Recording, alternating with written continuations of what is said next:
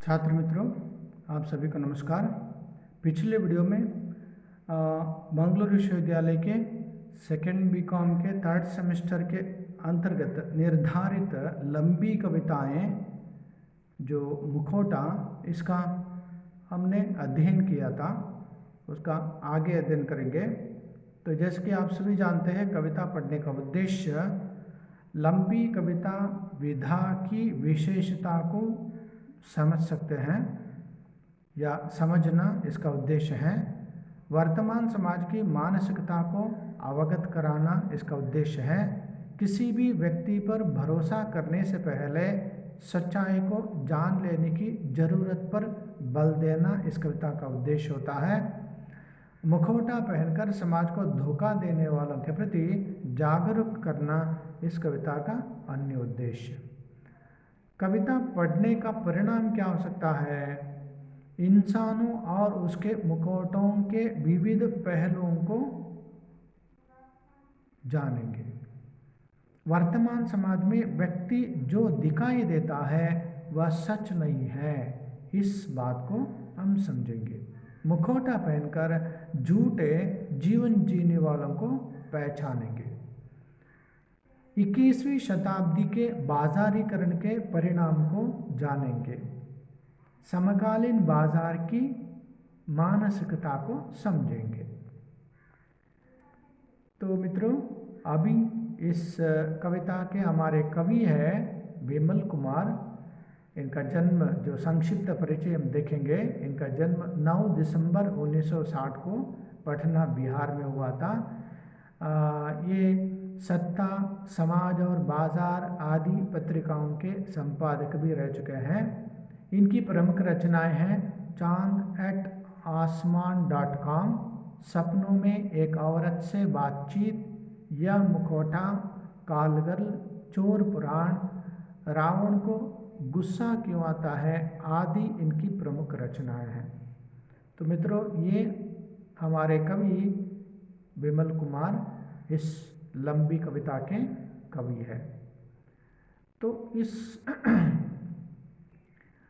आप वीडियो के जो पद्य भाग है उससे संबंधित कुछ शब्दों का अर्थ यहाँ देखेंगे। बहिष्कृत, बहिष्कार किया हुआ, शहर, नगर, भीतर, अंदर, छिपाना, प्रकट ना करना, कीमती, अधिक मूल्य, खोलना, गुप्त बात प्रकट करना या स्पष्ट करना, खुद, स्वतः, खराब, घटिया, जादू, चमत्कार, पहनना, धारण करना।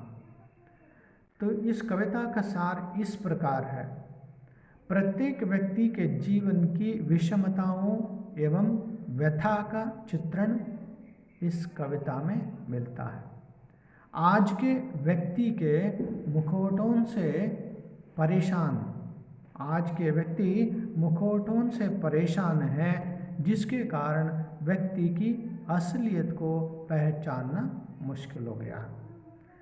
वर्तमान समाज में व्यक्ति जो दिखाई देता है वह सच नहीं है। मुखौटों की अधिक मांग के कारण उनका ही अपना एक बाजार बन गया है। कवि व्यंग्य करते हैं कि जिस किसी को बाजार में अपने पैर जमाने हैं उसे वैसा ही मुखौटा पहनना आजकल अनिवार्य बन गया है। तो मित्रों, इस कविता को और भी इस कविता से संबंधित और भी अधिक जानकारी प्राप्त करने के लिए दीर्घ कविताएं, संपादक प्रभाकर सिंह, अरुणोदय प्रकाशन, दिल्ली, इस ग्रंथ का आप अध्ययन कर सकते हैं। और उसके साथ साथ विमल कुमार की अन्य काव्य रचनाओं का भी अध्ययन कर सकते हैं। इससे आप उनके प्रति अधिक जानकारी प्राप्त करने में आपको सहायता होगी। तो मित्रों, अभी कविता का अध्ययन करेंगे। तो यहाँ आगे कवि कहते हैं, जो मुखौटा दिन में आता है, मुखौटों से संबंधित करते हुए या मुखौटों का उल्लेख करते हुए, मुखौटों के बारे में अपना विचार करते हुए, व्यक्त करते हुए कवि कहते हैं, जो मुखौटा दिन में आता है सच यह है कि रात में जब नींद टूटती है, जो मुखौटा दिन में आता है, सच है कि रात में जब नींद टूटती है तो वह कमरे में मनुष्य को थोड़ी देर के लिए अंधेरे में डराता है। कमरे में मनुष्य को अंधेरे में डराता है। तो वह कमरे में मनुष्य को थोड़ी देर के लिए अंधेरे में डराता है, क्योंकि यह शब्द या यहाँ का जो विचार जो है बहुत आसान है, बहुत सरल है। मैं मानता हूँ कि आप इसको क्या आसानी से समझ सकेंगे। आगे कवि कहते हैं, आदमी तरह तरह के मुखौटे खोजता रहता है। आदमी तरह तरह के मुखौटे खोजता रहता है। खोजना माने तो सर्च। आदमी तरह तरह के मुखौटे खोलना माने वह तरह तरह अपने आप को दिखाने की कोशिश करता है। कभी अच्छा आदमी, कभी इस तरह का आदमी, कभी उस तरह का आदमी। तो अपना चेहरा तरह तरह वह बदलता रहता है, अपने आप को इस तरह वह प्रस्तुत करता रहता है, टू प्रेजेंट। मुखौटे खोजता रहता है। मुखौटे भी खोजते रहते हैं बाजार में अपने तरह तरह के खरीदार। जिस प्रकार आदमी अपने लिए तरह तरह के मुखौटे खोजता, मैंने अपने आप को इस प्रकार अलग अलग पात्र में अपने आप को प्रस्तुत करने की कोशिश करता है, उसी तरह मुखौटे भी खोजते हैं। खोजना माने तो सच। क्या खोजते हैं? बाजार में अपने तरह तरह के खरीदार माने परचेसर, जो मुखौटा खरीदने वाला होता है। आगे कवि कहते हैं, मुखौटा कितना भी बोले, मुखौटा कितना भी बोले, बोलना तो से बातें करना। मुखौटा कितना भी बोले, मैं जो बोल रहा हूँ वह सच है। कभी कहता है मुखौटा जितना भी बोले, मुखौटा पहने हुए लोग जितना भी बोले, मैं ऐसा हूँ वैसा हूँ, मैं इस तरह का हूँ उस तरह का हूँ, इस प्रकार जो मुखौटा पहना हुआ आदमी, मुखौटा बोलना मतलब मुखौटा पहना हुआ आदमी जितना भी बोले, मगर कवि कहते हैं मैं जो कहता हूँ वह सच है। यह सच है, मुझ पर कीजिए यकीन। यकीन माने तो बिलीव, विश्वास कीजिए। कवि कहते हैं मुझ पर विश्वास कीजिए, मुझ पर कीजिए यकीन कर ले, पर अंततः सभी समझ पाते हैं, अंततः सभी समझ जाते हैं, मुखौटा सच नहीं कह सकता। लास्ट में सभी समझ सकते हैं कि मुखौटा कभी भी सच नहीं कह सकता।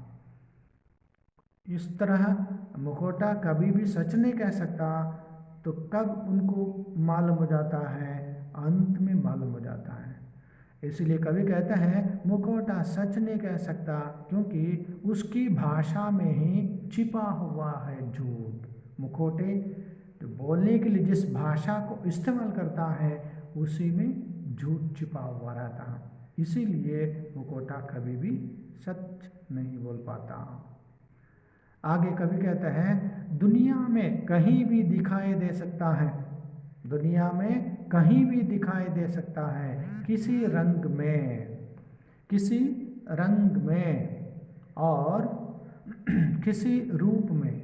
कवि आगे कहते हैं दुनिया में कहीं भी दिखाई दे सकता है, किसी रंग में, किसी रूप में, किसी आकार में, कोई ना कोई मुखौटा। माने मुखौटा अलग अलग रंग के, अलग अलग आकार के मुखौटे दुनिया में, दुनिया के कोने कोने में दिखाई देते हैं।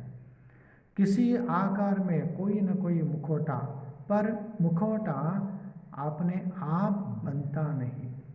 मुखौटा अपने आप, मुखौटे को बनाने वाला कौन है? उससे पहनने वाला, मुखौटे को पहनने वाला।